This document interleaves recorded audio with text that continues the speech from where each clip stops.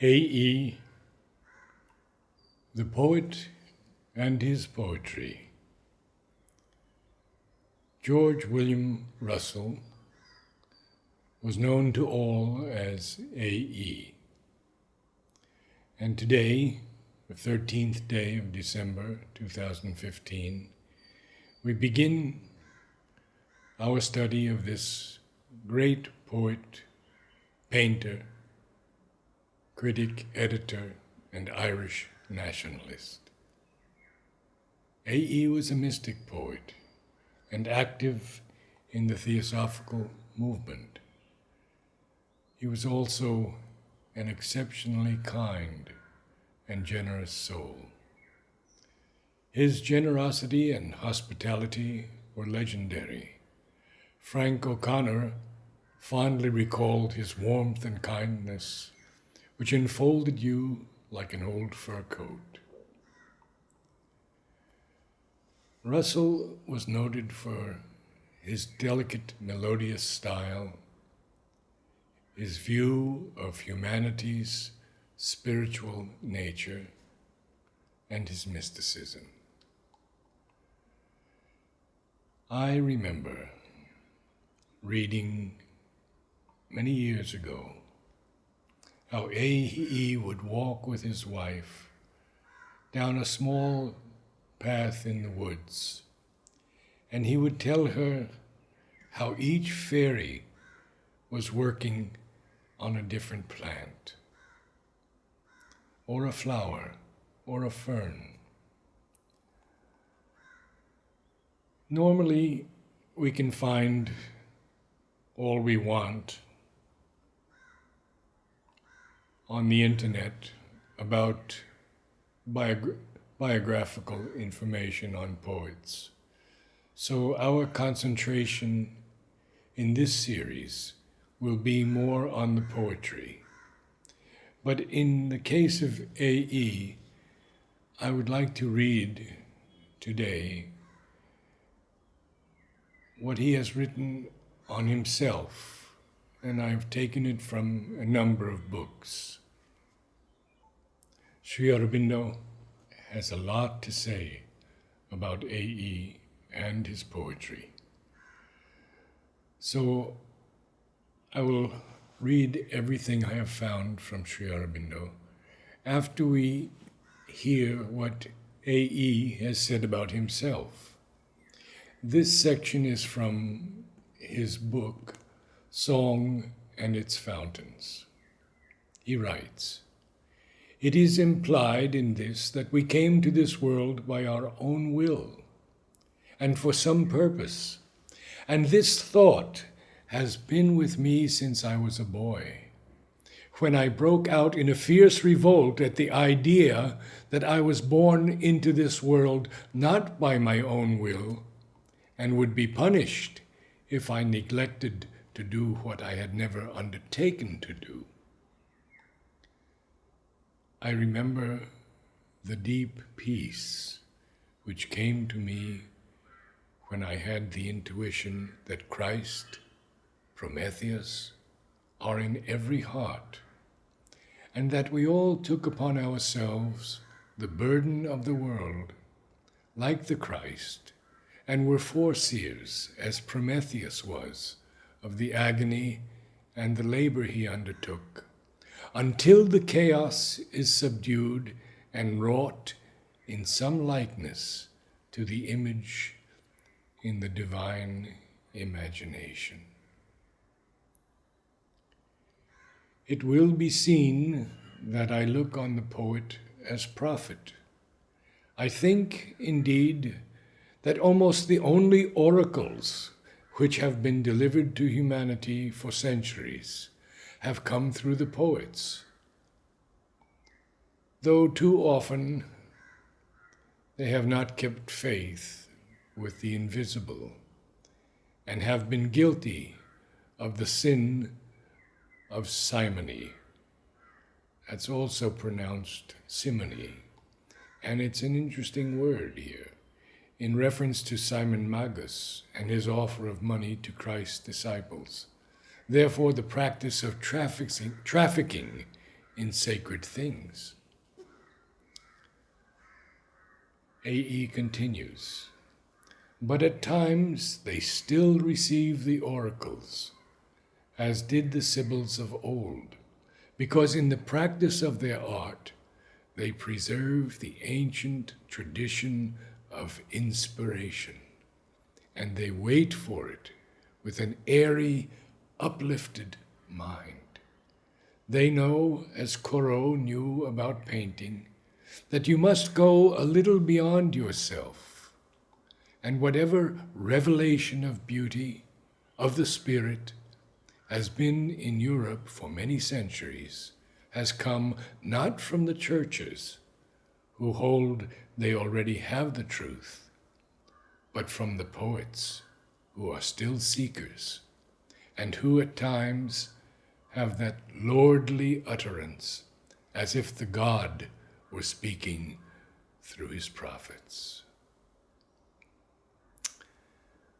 Now we come to some passages from three of A.E.'s books, Homeward, Songs by the Way, and The Earth Breath, and we might even add from the Divine Vision.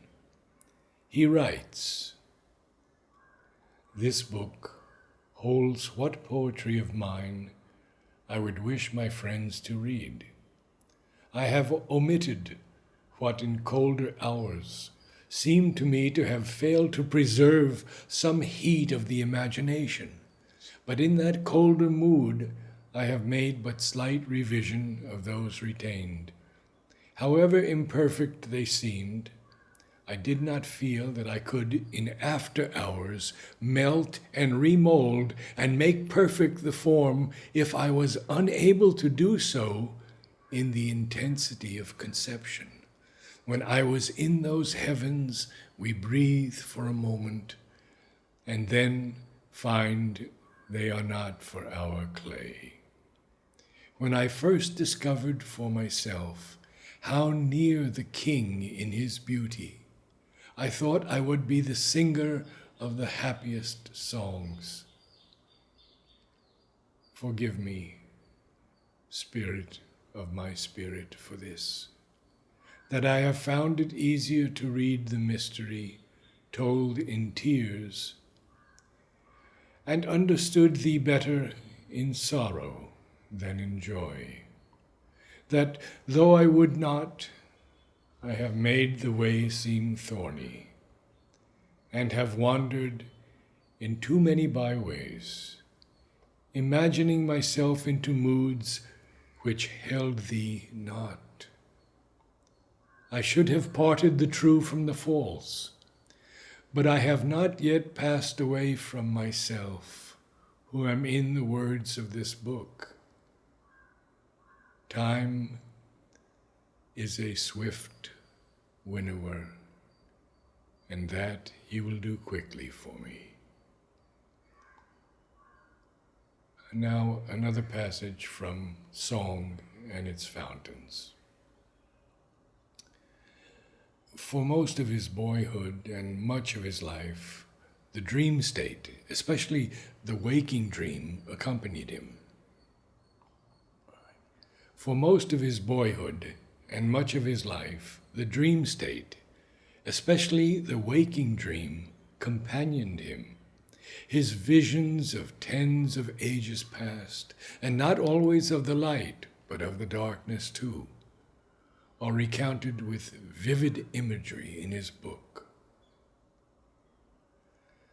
Here are 4 lines quoted in Song and its Fountains that speak of the deep significance of his inner life and vision.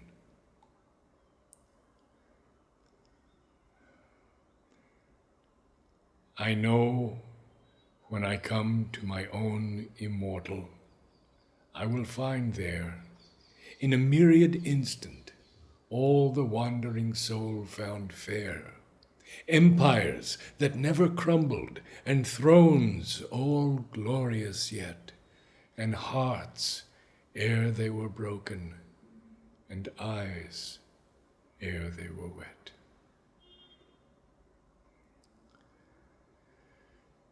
I have selected some additional passages that speak more of A.E.'s inner life of dream and vision, and his waking life of dream, than of the long and often arduous path of soul discovery through pain and darkness that accompanied him as it does many seekers. A.E. writes, "In that respect, too, I regained memory of all the great of the. In that respect, too, I regained memory of the greatest of all wonders in my boyhood, when I lay on the hill of Kilmashog, and earth revealed itself to me as a living being, and rock and clay were made transparent, so that I saw lovelier and lordlier beings than I had known before, and was made partner in memory of mighty things, happenings in age long sunken behind, happenings in ages long sunken behind time. Though the walls about the psyche have thickened with age, and there are many heavinesses piled about it, I still know that the golden age is all about us, and that we can, if we will, dispel that opacity and have vision once more of the ancient beauty." While yet a boy, I began to run in and out of the house of dream, and as I went inwards, I grew older. An age of the spirit would fall upon me, and I would come out of reverie and be the careless boy once more. Yet something of the ancientness of the psyche within clung to the boy and began to part me from the thoughts of those about me. I at last realized with a kind of anguish that I was becoming a solitary, that a gulf had widened between myself and normal human life, between myself and home and love, the things in which most find a rich content. It was from the early verses I wrote that I had the clearest conviction of something in the deeps of being wiser than myself, with an age in thought and emotion which was not at all in the waking consciousness. I have told how when I was a boy, I began to run in and out of the house of dream, and as I went inward, an age of the spirit fell upon me, and then I would come out and be the careless boy once more, with all youth in his emotions and acts. I must make plainer what I mean by this age of thought imposed upon the outward nature. Sometimes, as I have said, the dream consciousness would flood the waking. At other times, I would be drawn inward, and in the midworld of the psyche, there would arise not merely visions of things I held to be memories, but imaginations, tales and myths that would arise, which were purely symbolic. There are two wisdoms in us: the wisdom we are born with and the wisdom we acquire. The outer mind grows but slowly to maturity, and even at its culmination, it is never so wise as that other, enriched by the garnered wisdom of countless lives. He writes of his experience that produced his poem Babylon, which we will read in another episode. In that fierce illumination which gave birth to the poem, I was surrounded by a wavering of phantom pictures, a dusky beauty, all in rose and gold, flowered to me. There were high buildings, strange cars or chariots, a great room with stone walls, and an iron door, as if the whole of some gorgeous past wished to renew itself at that instant. Years after, I read about some half-buried city in Bashan, that the iron doors were still in the stone walls. Here were voices out of the deep of being, an eros that seemed to have run its race, and an eros eager as if it ran to meet its first love.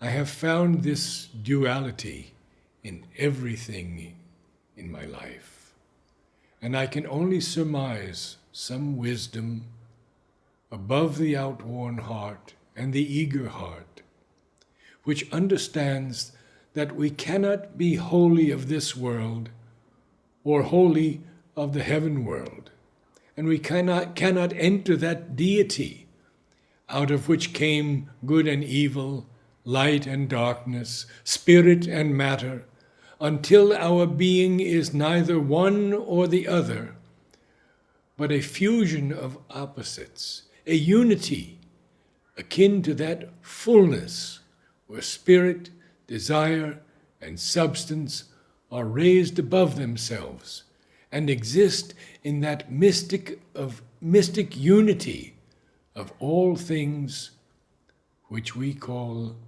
deity. In chapter 8 he writes, I am far from that great glory which inhabits the universe, and can but peer through some momentary dusky transparency in my nature to a greater light than the light of day. I know the royal road is by practice of the great virtues, but I cannot speak that language or urge those obligations, I who have been angry and sensual. I can only speak where I have been faithful. I have never ceased from the inward search, and might by that faithfulness have gone far, if I had not a rabble of desires tugging me by the skirts to travel alluring roads in the world of illusion. I could peer only a little way, apprehending behind form the Creator, behind thought the thinker, behind illusion the seer, behind conscience the love, and in fallen life some still unfallen majesty, and even in the basest desires could find sign of their spiritual ancestry. 4 lines. There was never sin of thine, but within its heart did dwell a beauty that could whisper thee of the high heaven from which it fell. I tell what I have surmised or discovered, by reason perhaps of that uncorrupted spiritual atom in my nature. I know there must be error, even in our highest approaches to the true, if the whole nature has not been purified and made transparent. by the magic of that music, which so rose within me, the universe seemed to reel away from me and to be remote and unsubstantial as the most distant nebulae. And for some minutes, I was able to recreate within myself the musical movement of the power and could stay the soul upon the high uplands. But it quickly vanished, as a dream might go after our waking, and try as I might, I could not recall it again. But for a moment, I understood what power might be in sound or incantation. It made me understand a little of those mystics who speak of traveling up a Jacob's ladder of sound to the Logos, the fountain of all melody.